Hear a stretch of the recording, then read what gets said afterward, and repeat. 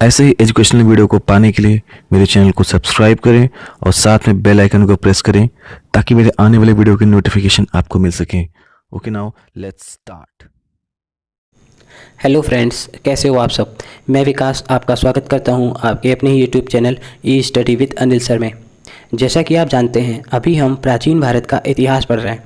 प्राचीन भारत के इस सफ़र में हम मौर्योत्तर काल तक आ चुके हैं। मौर्योत्तर काल में हमने भारतीय राजवंशों के बारे में पढ़ लिया है, साथ ही विदेशी राजवंशों में हिंद यवन की डिटेल्ड स्टडी कर ली है। आज बारी है हमारे दूसरे राजवंश शक साम्राज्य के बारे में पढ़ने की। दोस्तों, भारत में स्थित शक साम्राज्य को पढ़ने से पूर्व हम थोड़ा इनके पास्ट के बारे में जान लेते हैं। ये कहाँ से आए, ये कौन थे, इन्होंने किन किन राजाओं को हराया, ये सभी डाउट्स को आज हम क्लियर कर लेते हैं। दोस्तों, कैस्पियन सागर के आसपास एक सीथियन जनजाति रहा करती थी, लेकिन उन पर यूची कबीले के लोगों ने आक्रमण कर दिया, इसलिए वो वहाँ से भागकर बैक्ट्रिया की ओर चले आए। तो दोस्तों, ये जो सीथियन जनजाति रहती थी कैस्पियन सागर के पास, इन्हीं को हम शक साम्राज्य के रूप में पढ़ेंगे। ये सीथियन जनजाति को ही हम शक जनजाति के रूप में जानते हैं। शक यवनों की अपेक्षा अधिक शक्तिशाली थे। अगर हम कंपैरिजन करें यवन और शक में, तो हम देखेंगे कि शक जो है वो बहुत ही ज़्यादा शक्तिशाली थे यवन की अपेक्षा।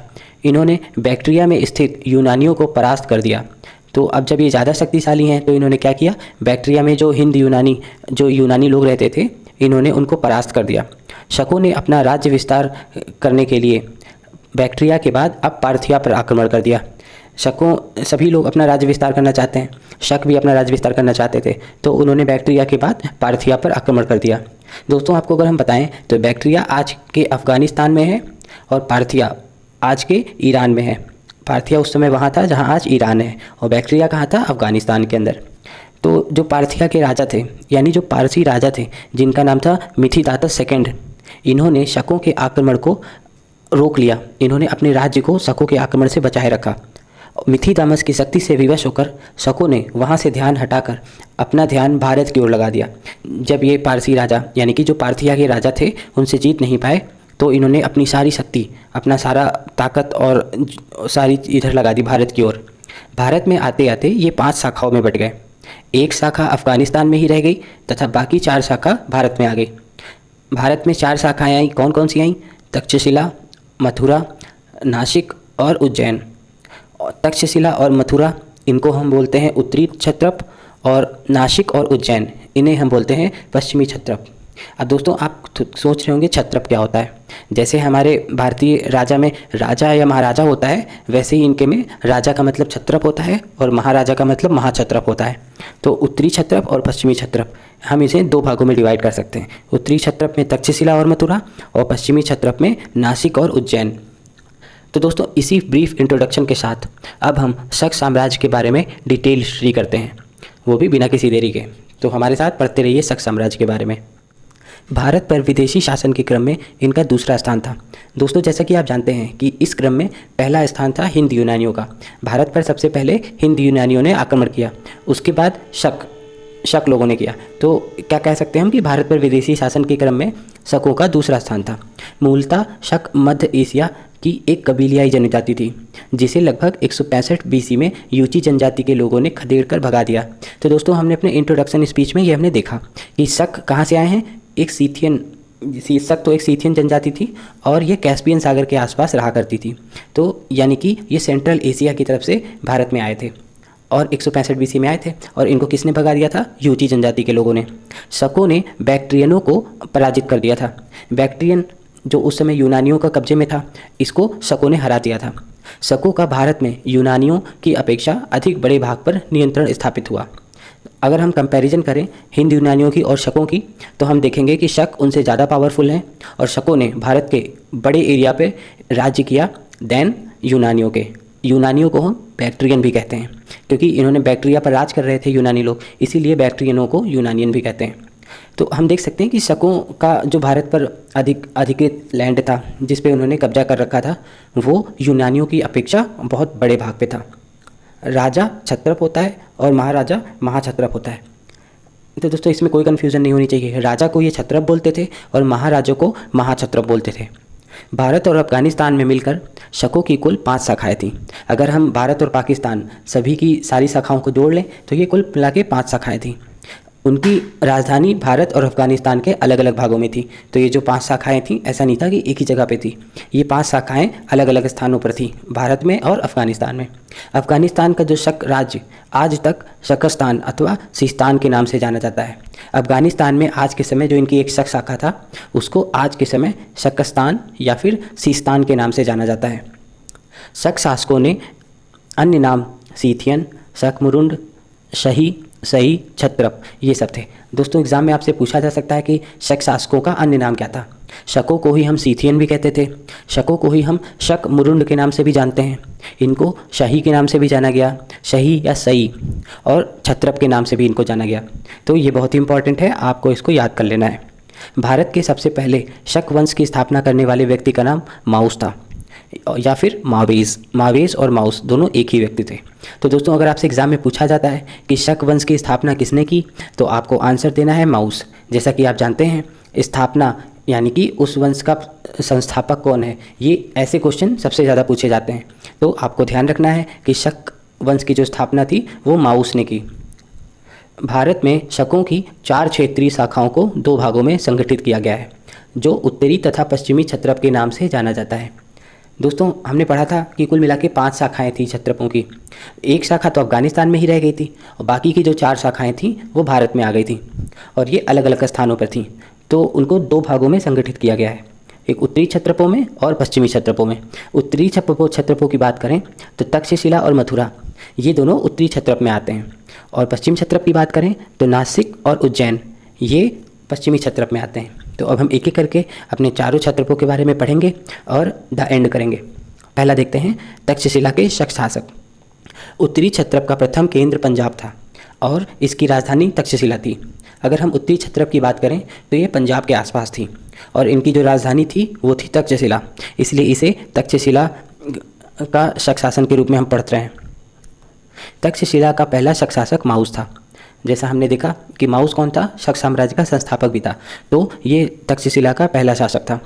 इस वंश के लगभग सभी शासकों ने महाक्षत्रप की उपाधि धारण की। महाक्षत्रप, जैसे हमारे में महाराजा होता है वैसे इनके में महाक्षत्रप होते थे, ये अपने आप को महाक्षत्रप मानते थे। तो इस वंश के लगभग सभी ने, जितने भी लोग थे इसमें, इस सभी ने महाक्षत्रप की उपाधि धारण की हुई थी। सिक्कों व अभिलेखों के अभाव में इस केंद्र के शासकों के बारे में हमें कोई विशेष जानकारी प्राप्त नहीं होती है। तक्षशिला के शक शासकों के बारे में हमें ज़्यादा पता नहीं लगता है, क्योंकि उस समय ना कोई अभिलेख मिले हमें, ना ही उस समय के सिक्के हमारे हाथ लगे, इसलिए आज तक्षशिला के शक शासकों के बारे में ज़्यादा जानकारी प्राप्त नहीं हो पाई है। अगला देखते हैं मथुरा के शक शासक। तक्षशिला के बाद अब हम मथुरा को देखते हैं। मथुरा के शक शासक शुरुआत में मालवा में आए थे। अगर हम बात करें तो मथुरा से पहले ये मालवा में आए थे। उज्जैन के राजा विक्रमादित्य ने 57 BC में शकों को पराजित किया और वहाँ से खदेड़ दिया। दोस्तों ये बहुत ही प्रतापी राजा थे विक्रमादित्य। इन्होंने 57 BC के आसपास शकों को हरा दिया और वहाँ से खदेड़ कर भगा दिया। तो फिर ये सब वहाँ से भागकर मथुरा आ गए। पहले ये मालवा के आसपास आना चाह रहे थे, लेकिन वहाँ पर विक्रमादित्य एक बहुत ही प्रतापी शासक थे। इन्होंने 57 BC में शकों को हरा दिया और उसके बाद ये मथुरा चले आए और यहाँ नए सिरे से अपना शासन शुरू किया। तो इसीलिए हम पढ़ रहे हैं मथुरा के शक शासकों के बारे में। मथुरा का प्रथम शक शासक राजुल अथवा राजाउल था। अगर हम बात करें कि मथुरा का प्रथम शक शासक कौन था, तो वो था राजुल, और अंतिम शक शासक की बात करें तो वो था सोडास। विक्रमादित्य द्वारा इनकी शक्ति का ह्रास कर दिया गया था। विक्रमादित्य ने इन सबकी शक्तियाँ कम कर दी थी, इनको युद्ध में हरा दिया था, तथा मथुरा में ज़्यादा समय तक इनका शासन नहीं चला और धीरे धीरे मथुरा का शक शासन पतन हो गया। जब विक्रमादित्य ने इनकी सारी शक्तियाँ खत्म कर दी, इनका राज्य विस्तार करने नहीं दिया, और विक्रमादित्य हमने पहले ही देखा कि बहुत ही प्रतापी शासक थे, तो इनके समय में शक साम्राज्य का विकास नहीं हो पाया और धीरे धीरे उसका पतन हो गया। राजुल तथा सोडास दोनों ने स्वयं को महाक्षत्रप कहलवाया। तो जो इनके अभिलेख या फिर सिक्के मिले हुए हैं, इन्होंने उसमें अपने आप को महाक्षत्रप बोला है। अब हम आते हैं नासिक के शक शासकों के बारे में। भारत में उत्तरी क्षत्रप के बजाय पश्चिमी क्षत्रप अधिक प्रसिद्ध हुआ। दोस्तों हम देख सकते हैं कि जो शक साम्राज्य 2 हिस्सों में बट गया था, उत्तरी और पश्चिमी क्षत्रप में, उसमें उत्तरी क्षत्रप से ज़्यादा पश्चिमी क्षत्रप के लोग पावरफुल थे। पश्चिमी क्षत्रपों का जो प्रथम केंद्र था वो नासिक था। तो इस वंश को छहरात वंश के नाम से भी जाना जाता है। दोस्तों this will be the most important question कि छहरात वंश किसे कहते हैं। तो आपको बताना है कि शक साम्राज्य का जो नासिक वाला हिस्सा था, नासिक वाले जो क्षत्रप थे उसके वंश को क्षयरात वंश के नाम से जाना जाता है। इस वंश के 2 शासक प्रसिद्ध हुए। पहले का नाम था भूमक और दूसरे का नाम था नहपान। इस पूरे वंश में 2 ही शासक सबसे ज़्यादा फेमस हुए हैं। तो एक एक करके हम सबके बारे में पढ़ते हैं। पहला है भूमक। भूमक क्षयरात वंश का प्रथम शासक था। ये जो क्षयरात वंश था इसका प्रथम शासक था भूमक। महाराष्ट्र और काठियावाड़ से भूमक के अनेक सिक्के प्राप्त हुए हैं। इनके बारे में हमें जो जानकारी मिलती है वो सिक्कों से जानकारी प्राप्त होती है। तो महाराष्ट्र और काठियावाड़ से इनके बहुत सारे सिक्के मिले हैं भूमक के, जिससे ये अनुमान लगाया जाता है कि इन दोनों क्षेत्रों पर भूमक ने शासन किया। जहाँ जहाँ से सिक्के मिले ये अनुमान लगाया जाता है कि उन क्षेत्रों में इन्होंने शासन कर रखा था। अब अगला शासक देखते हैं नहपान। दोस्तों नहपान बहुत इंपॉर्टेंट है। नहपान के बारे में हमने पहले भी पढ़ रखा है थोड़ा, अभी हम देखते हैं कहाँ पढ़ रखा है। नहपान क्षयरात वंश का सबसे प्रसिद्ध शासक था। सबसे ज़्यादा प्रसिद्ध कोई था इनके क्षयरात वंश में तो वो था नहपान ही था। ये भी एक बहुत ही प्रतापी शासक था। भूमक के बाद नहपान ही क्षयरात वंश का वास्तविक उत्तराधिकारी था। भूमक के बाद में क्षयरात वंश का जो उत्तराधिकारी था वो नहपान ही था। इनका शासनकाल संभवतः 119 से 124 बीसी तक चला। 119 से 124 तक चला नहपान का।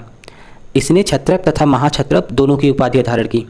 नहपान को कौन कौन सी उपाधि मिली हुई थी? क्षत्रप की भी मिली हुई थी। पहले क्षत्रप की मिली हुई थी, बाद में जब इन्होंने कई सारे प्रदेशों को जीत लिया तो इन्हें महाक्षत्रप की उपाधि मिल गई। नहपान सातवाहन शासक गौतमीपुत्र सातकर्णी का समकालीन था। गौतमीपुत्र सातकर्णी, हम सातवाहन वंश हमने पढ़ रखा है, तो मैंने पहले भी ये आपसे बताया है कि जब भी आप हिस्ट्री के पढ़ो लिंक करके चलो। जैसे अभी हम शक शासक के बारे में पढ़ रहे हैं तो आपको ये भी पता होना चाहिए कि इन्हीं के समकालीन उधर सातवाहन वंश चल रहा है। तो शक शासक में जो नहपान था वो गौतमीपुत्र सातकर्णी का समकालीन था। नहपान के जोगलथम्बी यानी कि नासिक के पास जोगलथम्बी पड़ता है। आपको पता है, आपको तो पहले ही पता होगा जब हमने सातवाहन साम्राज्य में गौतमीपुत्र सातकर्णी के बारे में पढ़ा था। गौतमीपुत्र सातकर्णी अपने आप में एक बहुत ही प्रतापी शासक थे। गौतमीपुत्र सातकर्णी 2 या 3 लोग ही इनके शासनकाल में सातवाहन शासकों के समय बहुत ही ज़्यादा प्रतापी हुए हैं, जिनमें से एक थे गौतमीपुत्र सातकर्णी। तो गौतमीपुत्र सातकर्णी ने दूसरे प्रतापी शासक जिसका नाम था नहपान, शक वंश के थे नहपान, इनको पराजित किया और वो भी 2 बार पराजित किया नहपान। और ये चीज़ हमें कहाँ से पता लगती है? जोगलथम्बी से। नहपान के जोगलथम्बी नामक स्थान से बड़ी संख्या में सिक्के प्राप्त हुए हैं। नहपान ने जो सिक्के चलवाए थे वो जोगलथम्बी से बहुत सारी मात्रा में सिक्के प्राप्त हुए हैं, जिनमें से कुछ सिक्कों को गौतमीपुत्र सातकर्णी ने पुनः खुदवाया था। जितने भी सिक्के मिले हुए थे उसमें बहुत सारे सिक्कों में गौतमीपुत्र सातकर्णी ने अपना नाम लिखवाया हुआ था। तो इसी से ये अंदाज़ा लगाया जा सकता है, हिस्टोरियन इसी से अंदाज़ा लगाते हैं कि गौतमीपुत्र सातकर्णी ने नहपान को युद्ध में पराजित किया था। तभी तो उनके सिक्कों पे अपना नाम लिखा है इसने, गौतमीपुत्र सातकर्णी ने। तो ये बहुत ही इंपॉर्टेंट क्वेश्चन है। आपसे ये भी पूछा जा सकता है कि नहपान ने जो सिक्के चलवाए थे वो सबसे ज़्यादा मात्रा में कहाँ से मिले? तो आपको बताना है जोगलथम्बी से। और जोगलथम्बी कहाँ है? नासिक के पास है। नहपान के लगभग सभी सिक्कों, जितने भी सिक्के थे नहपान के, वो खरोष्ठी लिपि में अंकित थे। उसमें कौन सी लिपि लिखी हुई थी? खरोष्ठी लिपि लिखी हुई थी। नहपान ने अपनी पुत्री दक्षमित्रा का विवाह दीनिक के पुत्र ऋषभदत्त, जिसका दूसरा नाम ऊषभदत्त था, उससे करा दिया। नहपान ने अपनी पुत्री जिसका नाम था दक्षमित्रा उसकी शादी किससे करा दी? दीनिक के पुत्र ऋषभदत्त से, जो नहपान के साम्राज्य विस्तार और शासन संचालन में बहुत बड़ा सहयोग करता था। तो इनके जो दामाद थे ऋषभदत्त, ये नहपान के साम्राज्य विस्तार और शासन संचालन में बहुत ज़्यादा हेल्प करते थे। ऋषभदत्त, जिनका दूसरा नाम ऊषभदत्त भी था, इनका एक लेख नासिक की एक गुफा की दीवार पर खुदा हुआ है। इससे नहपान के राज्य सीमाओं की जानकारी पर्याप्त रूप से मिलती है। तो दोस्तों हमने ये देख रखा है कि जो इनके दामाद थे इनके समय में एक गुफा में इन्होंने एक लेख लिखवाया था।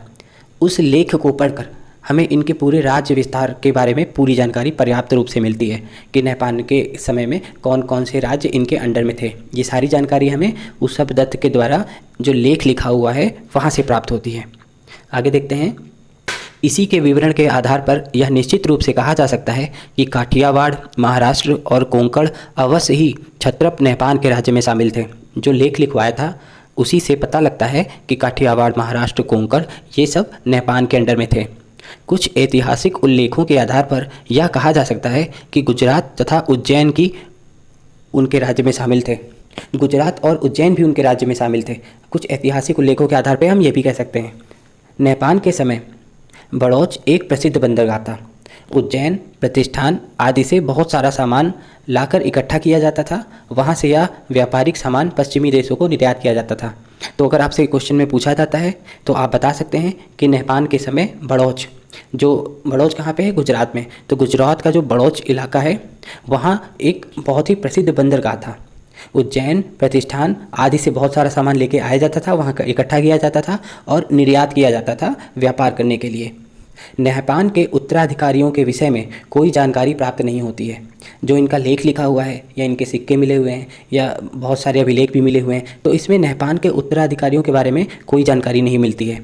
यद्यपि नहपान का शासनकाल थोड़े समय के लिए ही था, तथापि उनके शासनकाल में अनेकों घटनाएं घटी। वैसे तो ये थोड़े समय के लिए ही राजा बने थे, लेकिन जितने समय के लिए भी राजा बने थे उनके समय में बहुत सारी घटनाएं घटी थी।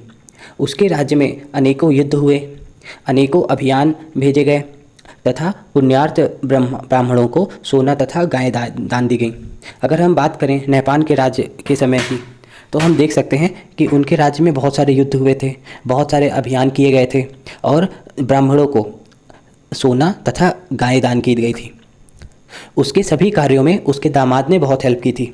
हमने उनके दामाद के बारे में पढ़ा तो हम देख सकते हैं कि जितने भी कार्य करते थे नहपान, उसमें उनके दामाद ने बहुत सारी हेल्प की। इनकी पत्नी ने धार्मिक ख्याति पाने के लिए एक गुफा दान की। जो नहपान की पत्नी थी उन्होंने भी ब्राह्मणों को एक गुफा दान की हुई थी।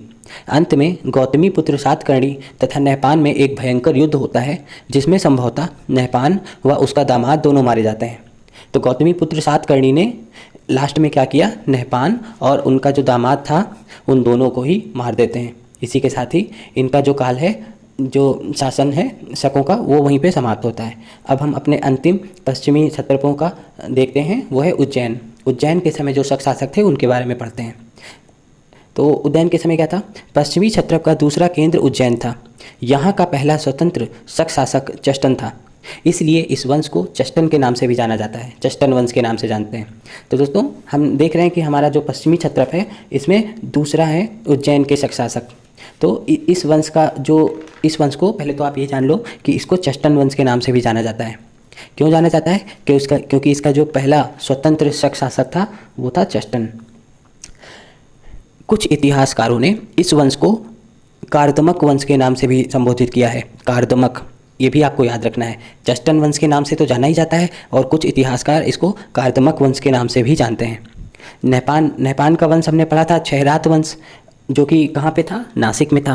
अब ये उज्जैन में है। उज्जैन वाले वंश को क्या कहते हैं? चष्टन कहते हैं, चष्टन वंश या फिर कार्दमक वंश भी कहते हैं। तो चष्टन के राज्य में कौन कौन से राज्य थे? चष्टन के राज्य में मालवा, गुजरात, कच्छ तथा उसके समीप के क्षेत्र शामिल थे। अगर हम बात करें चष्टन के राज्य विस्तार के बारे में, तो हम देख सकते हैं कि मालवा, गुजरात, कच्छ तथा उसके समीप के क्षेत्र थे। ऐसा माना जाता है कि चष्टन ने ही 78 AD में शक संवत जारी किया था, जो एक कैलेंडर की तरह है और आज भी भारत में विद्यमान है। दोस्तों आई एम श्योर कि आप शक संवत के बारे में तो जानते ही होंगे। तो शक संवत जो एक कैलेंडर है, कैलेंडर सिस्टम है, इसको चष्टन ने ही जारी किया था। कब जारी किया था? 78 AD में। तो ये अब बहुत इंपॉर्टेंट क्वेश्चन है, डेट भी आपको याद रखनी है, 78 AD। अब हम थोड़ा सी कैलकुलेशन देखते हैं। शक संवत मतलब क्या होता है? जो भी आज आपका ईयर चल रहा है उसमें से आपको 78 माइनस कर देना है। क्यों करना है? क्योंकि 78 AD में इन्होंने शक संवत जारी किया था। जब 78 AD निकल चुके थे तब इन्होंने शक संवत जारी किया था, मतलब उस समय से इनका कैलेंडर स्टार्ट होता है। तो 2020, आज मैं वीडियो बना रहा हूँ, ये बना रहा हूँ 2020 में। तो 2020 में अगर आप 78 माइनस करते हैं तो हो जाता है 1942। यानी कि आज अगर हम शक संवत की बात करें तो 1942 चल रहा है। शक संवत भारत का प्राचीन संवत है जो 78 AD से आरंभ होता है। शक संवत भारत का राष्ट्रीय कैलेंडर है। इसको गवर्नमेंट ऑफ इंडिया की तरफ से राष्ट्रीय कैलेंडर के रूप में भी माना गया हुआ है। शक संवत हमारा राष्ट्रीय कैलेंडर है, जो कि हमारे आज के जो कैलेंडर है उससे 78 ईयर्स पीछे है। कार्दमक वंश के शासनकाल के शुरू होने से पहले चष्टन ने कुषाणों के सावंत के रूप में सिंध पर शासन किया था। कार्दमक वंश, जिसे चष्टन वंश के नाम से भी जाना जाता है, इसको शुरू करने से पहले चष्टन ने कुषाणों के सामंत के रूप में भी कार्य किया था। दोस्तों कुषाणों के बारे में हम पढ़ेंगे अभी विदेशी शासनकाल के जब हम क्रम में हम आगे कुषाण के बारे में भी पढ़ेंगे, पल्लव के बारे में पढ़ेंगे, कुषाण के बारे में पढ़ेंगे। तो ये जो चष्टन थे ये कुषाणों के सामंत के रूप में कार्य किया हुआ था। कहाँ पर? सिंध में शासन किया था कुषाण के सामंत के रूप में। लेकिन इस वंश के शासनकाल की वास्तविक शुरुआत रुद्रदामन प्रथम से मानी जाती है। कार्दमक वंश की अगर हम बात करें तो इस वंश की जो वास्तविक संस्थापक था वो था रुद्रदामन प्रथम, जो कि चष्टन का पौत्र, चष्टन के बेटे का बेटा था, या फिर कह सकते हैं जयदामन का पुत्र था। जयदामन का पुत्र कौन था? रुद्रदामन। और जयदामन कौन था? ये चष्टन का पुत्र था। तो ये आपको ध्यान रखना है कि रुद्रदामन प्रथम इस वंश का सबसे ज़्यादा प्रतापी शासक था और वास्तविक संस्थापक भी था। किसका? कार्दमक वंश का। तो अब हम रुद्रदामन प्रथम के बारे में पढ़ते हैं। इनका शासनकाल 130 एडी से लेकर 150 एडी तक चला। रुद्रदामन प्रथम इस वंश के सबसे शक्तिशाली तथा योग्य शासक थे। ये तो हमने पहले ही देख लिया। रुद्रदामन प्रथम के कुषाणों को पराजित करके सिंध पर अधिकार कर लिया। रुद्रदामन प्रथम ने क्या किया था? कुषाणों को हरा दिया था और सिंध पर कब्जा कर लिया था। दोस्तों अभी हमने देखा कि चष्टन सिंध में ही एक सामंत के रूप में कार्य कर रहे थे, और हम यहाँ क्या देख रहे हैं कि रुद्रदामन प्रथम ने उसी सिंध पर अपना अधिकार कर लिया कुषाणों से छीन कर। और रुद्रदामन कौन थे? चष्टन के पोते थे, यानी कि पौत्र थे। रुद्रदामन प्रथम के बारे में जूनागढ़ अभिलेख, अगर हम शक संवत की बात करें तो 72 और नॉर्मल कैलेंडर की बात करें तो 150 ईस्वी। तो रुद्रदामन प्रथम के बारे में जूनागढ़ अभिलेख में विस्तृत जानकारी मिलती है। जूनागढ़ अभिलेख कब लिखा गया था? शक संवत 72 में या फिर 150 ईस्वी में। तो वहाँ से हमें विस्तृत जानकारी मिलती है रुद्रदामन प्रथम के बारे में। जूनागढ़ अभिलेख के अनुसार रुद्रदामन ने सातवाहन शासक वशिष्ठ पुत्र पुलमावी को 2 बार युद्ध में पराजित किया था। किसने हराया था? रुद्रदामन ने सातवाहन का जो राजा था जिसका नाम था वशिष्ठ पुत्र पुलमावी, उसको 2 बार युद्ध में हराया था। ये बहुत ही बड़ी बात है।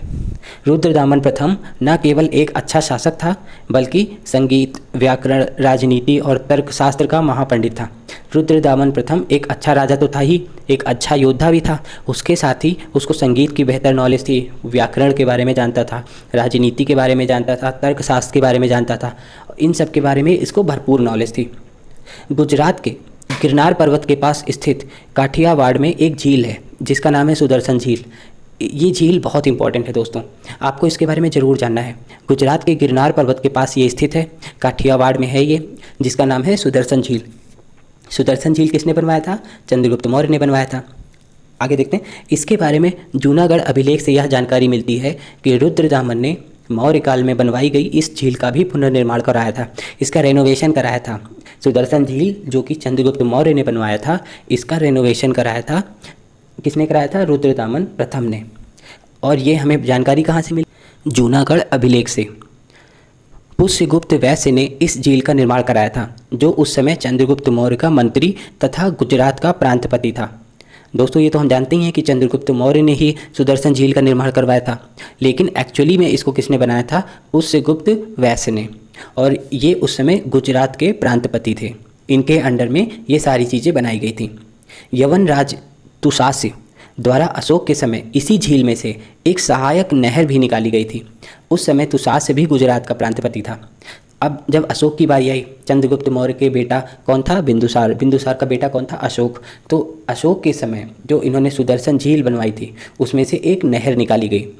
तो आपको ये भी याद रखना है कि सेकंड टाइम, फर्स्ट टाइम तो सुदर्शन झील बनी, सेकंड टाइम उसमें क्या किया गया? अशोक के द्वारा एक नहर निकाली गई। नहर किसने निकाला था? वो तुषास्य ने निकाला था। तुषास्य कौन थे? गुजरात के प्रांतपति थे, गुजरात इन्हीं के अंडर में था उस समय। रुद्रदामन के शासनकाल में ही विशुद्ध संस्कृत भाषा में सबसे लंबा जूनागढ़ अभिलेख जारी किया गया था। दोस्तों अगर हम बात करें रुद्रदामन के बारे में तो इन्हीं के शासनकाल के समय बिल्कुल शुद्ध संस्कृत भाषा में सबसे लंबा जूनागढ़ अभिलेख जारी किया गया था। हालांकि इससे पहले भी कई शासकों द्वारा लंबे लंबे अभिलेख जारी किए गए थे, लेकिन वो प्राकृत भाषा में थे। प्राकृत भाषा में तो पहले भी जारी किए जा चुके हैं, प्राकृत और पाली भाषा में। लेकिन अगर हम बात करें विशुद्ध संस्कृत भाषा में तो संस्कृत भाषा में रुद्रदामन के समय जो जूनागढ़ अभिलेख था वो सबसे बड़ा अभिलेख था संस्कृत में। रुद्रदामन के काल में ही संस्कृत का अत्यधिक विकास हुआ। संस्कृत का विकास अगर सबसे ज़्यादा किसी भी शासक के समय हुआ है तो वो हुआ है रुद्रदामन प्रथम के काल में ही। इसके समय में उज्जैन शिक्षा का प्रमुख केंद्र बन गया था। इनके समय उज्जैन जो है वो शिक्षा, इसमें दूर दूर से लोग अब शिक्षा ग्रहण करने आते थे, पढ़ने आते थे। उस समय जो यूनिवर्सिटीज़ थी वो बहुत ही डेवलप्ड थी, तो बहुत उज्जैन शिक्षा का प्रमुख केंद्र बन गया था उस समय। जूनागढ़ अभिलेख के अनुसार रुद्रदामन के साम्राज्य में पूरब तथा पश्चिमी मालवा, द्वारका के आसपास का क्षेत्र, सौराष्ट्र, कच्छ, सिंधु नदी का मुहाना, उत्तरी कोणार्क आदि शामिल थे। अगर हम बात करें रुद्रदामन प्रथम के राज्य विस्तार के बारे में तो हम देख सकते हैं, और ये कहाँ देख सकते हैं, हमें कहाँ मिलता है इसके बारे में पता चलता है, हमें पता चलता है जूनागढ़ अभिलेख से। तो हम उसमें देखते हैं कि पूर्वी और पश्चिमी मालवा, द्वारका के आसपास का क्षेत्र और सौराष्ट्र, कच्छ, सिंधु नदी का मुहाना, उत्तरी कोंकण, ये सारे इनके राज्य में शामिल थे। अब हम अगले शासक के बारे में देखते हैं, रुद्र सिंह तृतीय। इस वंश का अंतिम शासक रुद्र सिंह तृतीय था। चौथी शताब्दी के अंत तक गुप्त शासक चंद्रगुप्त द्वितीय, जिन्हें हम चंद्रगुप्त विक्रमादित्य के नाम से भी जाते हैं, इन्होंने शकों का उन्मूलन करके, यानी कि शकों को हराकर उनके साम्राज्य को अपने साम्राज्य में मिला लिया। दोस्तों हम बहुत ही जल्दी गुप्त वंश के बारे में पढ़ेंगे, तो उसमें देखेंगे कि चंद्रगुप्त द्वितीय जो थे, इन्हीं को हम चंद्रगुप्त विक्रमादित्य के नाम से जानते हैं। तो इन्होंने शक साम्राज्य के शक शासक जो थे, अंतिम शक शासक जिसका नाम था रुद्र सिंह तृतीय, उसको हरा दिया और उसके साम्राज्य को अपने साम्राज्य में मिला लिया। शकों के उन्मूलन के बाद चंद्रगुप्त विक्रमादित्य ने व्याघ्र शैली में चांदी के सिक्के चलवाए। शकों को जब इन्होंने हरा दिया उसके बाद इन्होंने चांदी के सिक्के चलवाए, और उन चांदी के सिक्कों जो किस शैली में थे, व्याघ्र शैली में। तो दोस्तों इसी के साथ अब हम शक साम्राज्य को यहीं समाप्त करते हैं। आशा करते हैं कि आपको शक साम्राज्य पढ़ने में बहुत मज़ा आया होगा और हर एक पॉइंट्स आपको क्रिस्टल क्लियर हो गया होगा। अगर आपको कोई पॉइंट समझ में नहीं आया है या फिर कोई टॉपिक छूट गया है तो आप हमें कमेंट्स में लिखकर बता सकते हैं, हम उस कॉन्सेप्ट को क्लियर करने की पूरी कोशिश करेंगे। तो दोस्तों इसी के साथ ही हम यह लेक्चर यहीं समाप्त करते हैं। आशा करते हैं कि आपको यह अच्छा लगा होगा। तो जाने से पूर्व अगर आपने हमारे YouTube चैनल को अभी तक सब्सक्राइब नहीं किया है तो आप इसको ज़रूर सब्सक्राइब करें, और अगर हमारा लेक्चर आपको अच्छा लगा हो तो लाइक का बटन ज़रूर प्रेस करें। धन्यवाद।